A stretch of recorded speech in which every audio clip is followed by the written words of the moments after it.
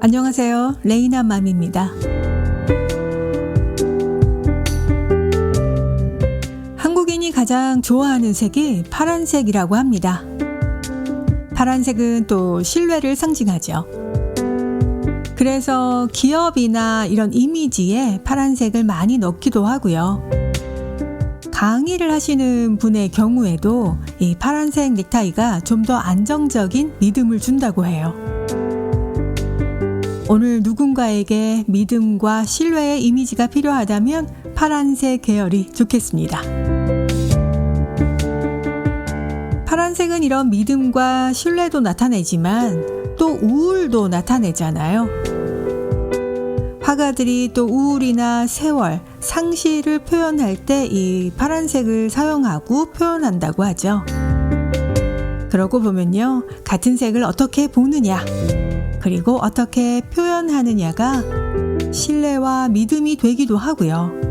상실과 우울이 되기도 하는 것 같은데요. 같은 상황이라도요, 오늘은 기분 좋은 파란색으로 마음의 색을 선택하기로 해보는 거 어떨까요?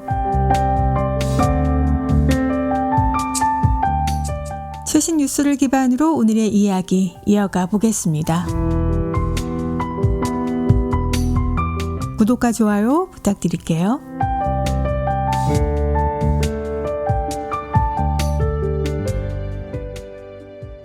요즘에 카페 음료나 또 케이크나 아이스크림에 많이 사용되는 녹차요. 어떤 거는 말차, 어떤 거는 녹차, 이 비슷한 것 같은데 녹차, 말차, 맛도 비슷하고 색깔도 비슷해서 차이점을 알기가 쉽지 않습니다. 그냥 보면 또 구분이 어렵고요. 여러분은 요 차이 아시나요? 녹차와 말차의 원료는 모두 차나무, 차잎이죠. 차 잎사귀를 그대로 물에 우려서 마시거나 갈아서 가루 녹차 형태로 섭취하는데요. 가루 녹차는 잎 몇가지 다 갈아버리기 때문에 말차 분말보다는 약간 입자가 거칩니다. 색상은 맑은 연두색이고요. 말차는 15일에서 20일간 햇빛을 차단해서 그늘에서 재배하는 차광 재배 과정을 거친다고 해요. 차광 재배 덕에 말차는 녹차보다 상대적으로 떫은 맛이 덜 하고요. 그리고 입자가 또 녹차에 비해서 곱습니다. 색은 진한 녹색이고 녹차에 비해서 맛이 또 쌉싸름하고요. 요 녹차와 말차는 영양 성분에도 차이가 나는데요. 녹차 한 잔의 열량은 약 2kcal, 말차는 약 4kcal 정도라고 합니다. 물에 우려 마시는 녹차와 달리 이 차잎 가루를 그대로 섭취하는 말차는 항산화 물질 폴리페놀이 더 많겠죠. 폴리페놀 성분은 심장 질환 또 일부 암 질환 예방과 노화 지연에 도움을 주는 성분입니다. 아무래도 말차는 우려 마시는 게 아니라 그대로 다 섭취를 하기 때문에 영양적인 성분이 조금 높게 나오네요. 스트레스를 완화시켜주는 태아닌 성분도 아미노산도 훨씬 더 많다고 합니다. 다만 말차는 이 카페인이 많이 함유되어 있기 때문에 카페인에 예민하신 분들은 좀 주의가 필요한데요. 녹차 한 컵에는 약 30에서 50mg, 말차에는 70mg의 카페인이 들어있다고 합니다. 잎을 우려서 마시는 녹차와는 달리 말차는 잎 전체를 갈아서 마시기 때문에 두 차 모두 건강에 좋지만 하루 2-3잔 마시는 게 적당하고요. 너무 많이 마시지 않도록. 또 하나는요, 식후에 바로 마시게 되면 차 속의 타닌 성분이 철분 흡수를 방해하기도 한다고 합니다. 요즘에 요 말차는 또 색이 너무 예쁘기 때문에 우리가 건강을 위해서도 마시지만 이 아주 달콤한 그 디저트에도 많이 또 섞여 있잖아요. 케이크도 그렇고 요즘엔 젤리도 그렇고 아이스크림까지 이렇게 말차로 된 걸 많이 먹게 되는데 요거 카페인 함량이 그래도 높다고 하니까 이런 음식을 어린아이들이 섭취할 경우에는 카페인이 좀 과다하게 섭취되겠죠. 주의가 필요할 것 같습니다. 말차, 녹차 요거 비슷한 것 같기도 하고 다른 것 같기도 하고 말차와 녹차 건강에 다른 효과 알아봤습니다. 날씨가 더워지기 때문에 우리가 찬 음료를 많이 찾게 되는데요. 그래도 한국 사람들은 이열치열이기 때문에 건강을 생각하시는 분들은 또 따뜻한 걸 많이 찾으십니다. 겨울에만 좋은 게 아니라 지금 마셔도 아주 좋은 게 또 생강차라고 그래요. 생강차는 초기 감기뿐만이 아니라 소화력을 또 높여주고요. 근육통까지 누그러뜨려 준다고 합니다. 연구에 따르면 과격한 운동을 한 뒤에 생강차를 마시면 통증이 완화된다고 해요. 그래서 실제 매일 3g의 생강을 먹은 여자 운동선수들이 먹지 않은 선수들에 비해서 6주 후에 근육통이 훨씬 더 덜한 것으로 나타났다고 합니다. 또 먼 거리를 이동할 때 우리가 멀미가 날 때요. 비행기나 배를 탔을 때 이럴 때도 생강차가 아주 큰 효력을 발휘하고요. 또 생강에는 소화 효소 또 단백질을 분해하는 역할을 하는데 고기를 드시고 속이 더부룩할 때 따뜻한 생강차 한 잔 아주 좋을 것 같습니다. 우리 주위에서 성공하신 분들을 보면은 좀 나와는 다른 어떤 생활 패턴이 있거나 또 예를 들어서 부지런하거나 그런 다른 점이 있을 텐데요. 성공을 부르는 힘, 명사들의 생활 습관을 알아봤습니다. 세상을 움직이고 싶다면 나 먼저 움직여야 한다.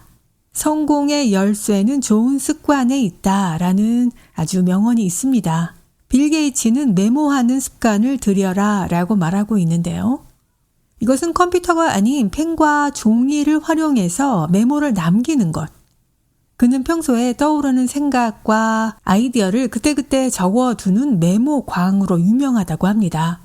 그 메모하는 방식도 독특한데요. 종이를 접어서 공간을 4개로 나눈 뒤에 각각 다른 생각을 구조화해서 적는 겁니다. 이때 미래에 대한 생각과 위험 요소까지도 빼곡하게 말이죠. 메모 후에는 그 주제에 대해 충분히 사색하는 시간을 또 갖는다고 해요.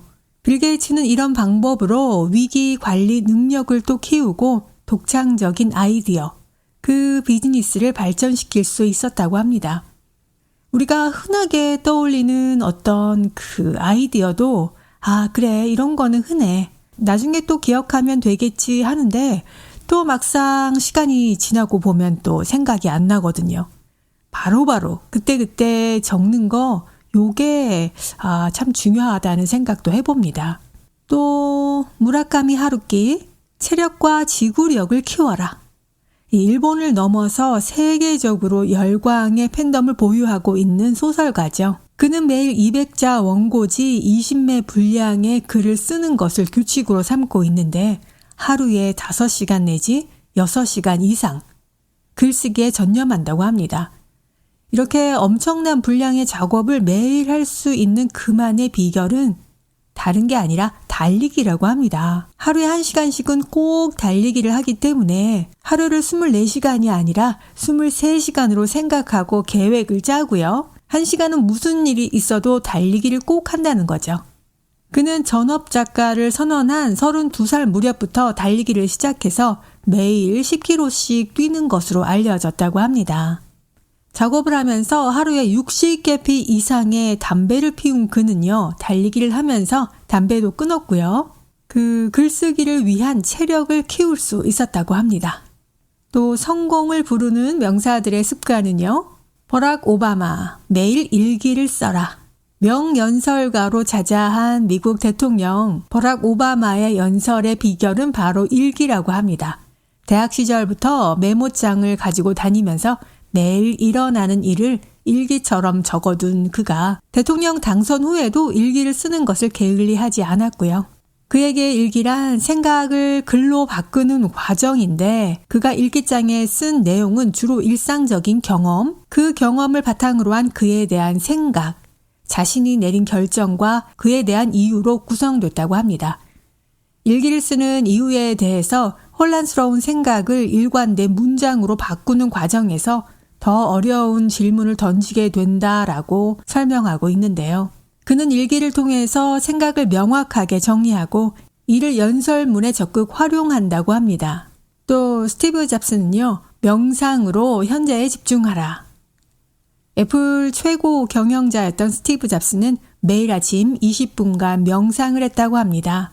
그의 입양 사실을 알고 정신적으로 방황한 유년기와 또 히피 문화에 빠져서 마약을 경험하고 힘든 가정 형편으로 대학을 중퇴하는 청년 시절을 거친 그에게 안정을 가져다 준 것이 바로 우연히 접한 불교와 명상이었다고 합니다.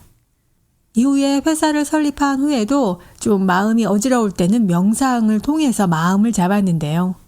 그는 차 한 잔을 옆에 두고 텅 빈 방 안에 앉아 매일 명상을 했다고 합니다. 눈을 감고 호흡에 집중하고 마음을 다스린 그는 또 아무 생각 없이 오로지 현재에 집중할 수 있었다고 해요. 또 리처드 블랜슨, 바쁠수록 운동을 하라. 항공사업과 미디어 사업, 또 관광사업 등 전 세계 200여 개 사업체를 운영하는 영국 버진그룹 창업자죠. 이 숨 돌릴 틈 없이 바쁜 와중에도 운동만큼은 거르지 않았다고 하는 운동 예찬론자입니다. 매일 5시경 기상을 해서 테니스나 달리기, 자전거로 아침 시간을 보냈고요. 이 밖에도 스키, 서핑, 수영은 기본이고 자전거와 하이킹, 카약 이런 운동광으로 알려져 있습니다.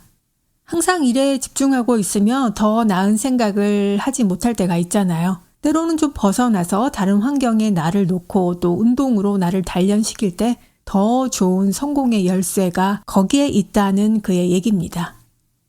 또 오프라 윈프리는요. 감사한 일을 기록하라. 트라우마를 딛고 미국 토크쇼 역사를 새로 쓴 오프라 윈프리는 자신의 성공 비결을 감사 기록으로 꼽았습니다. 그는 매일 자신에게 일어난 일 중에 감사한 일 5가지를 찾아서 기록을 하는 것을 하루도 거르지 않았다고 해요. 예를 들어서 눈부신 하늘을 볼 수 있어 감사합니다. 맛있는 점심을 먹을 수 있어 감사합니다. 이런 일상의 소박한 일들을 대부분 적었다고 합니다. 이런 감사 기록을 쓰면서 부정적인 에너지를 긍정적인 에너지로 바꿀 수 있었다고 해요. 또 현대그룹 정주영 회장. 일찍 일어나 활기차게 일하라.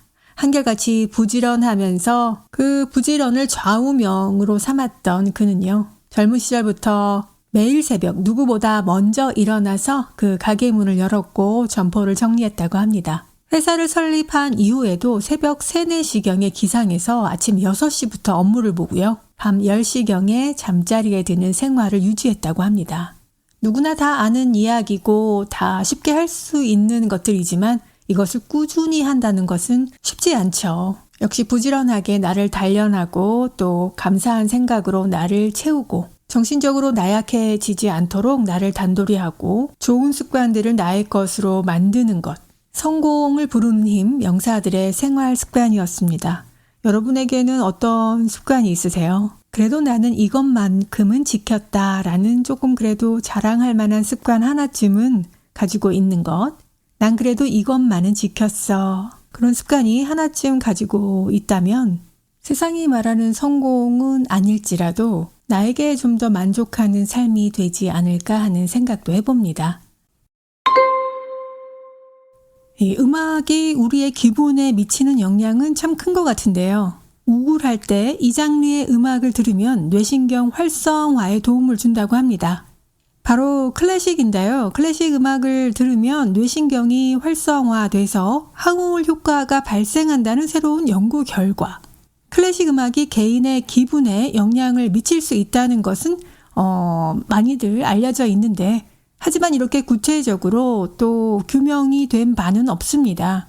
이번에 연구진이 난치성 우울증 치료를 위해서 뇌신부 자극을 위한 정극 이식 수술을 받은 환자 대상으로 뇌파 측정을 했는데요. 클래식 음악이 감각 정보의 처리를 담당하는 이 청각 피질과 감정 정보 처리를 담당하는 보상회로 사이에서 신경진동을 동기화함으로써 항우울 효과를 발생시킨다는 것을 발견했다고 합니다. 편도체는 감정 정보를 처리하는 중심적인 역할을 담당하는데 이 편도체와 밀접적인 관계를 보인다는 설명이죠. 연구진은 참가자들이 클래식 음악에 친숙한 10명과 또 클래식 음악이 낯선 13명을 나누어서 분석했습니다. 클래식의 문외한인 군보다는 클래식의 친숙한 군에서 더 중요한 신경 동기화와 항우울 효과가 나타났는데요. 클래식 친숙 군은 자신들이 선호하는 클래식 음악을 들을 때 우울한 기분이 완화된다고 했습니다. 어떻게 보면은 우리는 음악을 선호하는 것이지 그 음악이 어떤 음악이냐는 별로 관계가 없는 것 같기도 해요. 우리가 우울한 음악을 듣게 되면 또 우울이 전염되기도 하지만 그 음악으로 인해서 또 위로를 받기도 하고요. 또 신나는 음악을 들으면 우울한 마음을 또 다시 신나는 음악을 들으면서 또 반대로 우울함을 극복할 수 있기도 하고요. 어쨌든 음악이라는 그 힘은 정말 놀라운 것 같습니다. 왜 드라마에도 음악이 빠지게 되면 굉장히 아주 건조한 드라마가 되잖아요. 영화도 그렇고 드라마도 그렇고 이 음악이 그 드라마의 무드를 형성하는 거는 반 이상으로 보는데 여러분은 우울할 때 어떤 음악을 들으시면 좀 도움이 되시나요?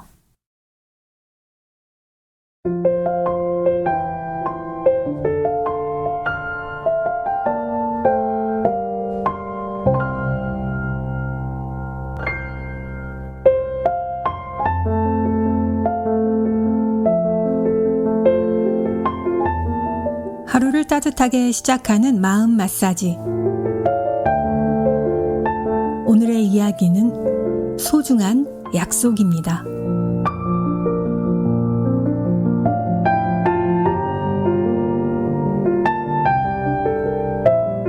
독일의 역사학자였던 링케가 어느 날 산책을 나갔다가 동네 골목에서 한 소년이 울고 있는 것을 발견했습니다. 우유를 배달하는 소년이었는데 실수로 넘어져서 우유병을 통째로 깨트린 것이었죠.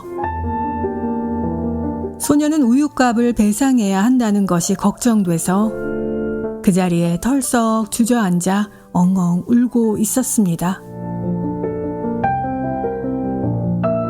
링케는 울고 있는 소년에게 다가가 얘야, 염려 말거라. 지금은 산책 중이라 내가 돈을 안 가지고 왔구나.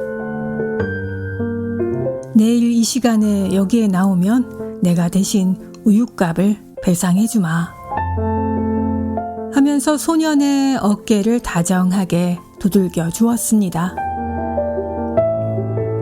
그런데 집에 돌아온 그는 한 독지자가 보낸 편지를 받았는데 편지 내용은 연구학 연구비로 거액을 연구하고 싶으니 내일 당장 만나자는 내용이었습니다.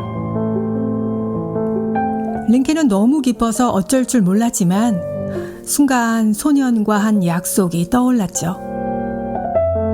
그 독지가를 만나기 위해서는 지금 당장 먼 길을 떠나야 하기 때문에 소년과의 약속을 지킬 수 없는 노릇이었습니다. 링케는 망설임 없이 그 독지가에게 편지를 썼습니다. 대단히 고마운 일이나 나는 그 시간에 다른 약속이 있어서 당신과 만날 수 없습니다. 링케는 큰 손해를 감수하면서 소년과의 약속을 지켰습니다.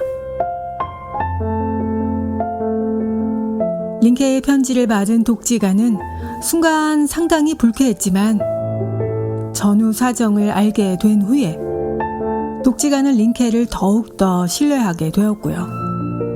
그에게 처음 제안했던 그 후원금 액수보다 몇 배나 더 많은 후원금을 보내기로 했다는 이야기입니다. 링케에게는 역사학 연구보다 한 소년과의 약속을 지키는 것이 소중했다고 하는 이야기입니다.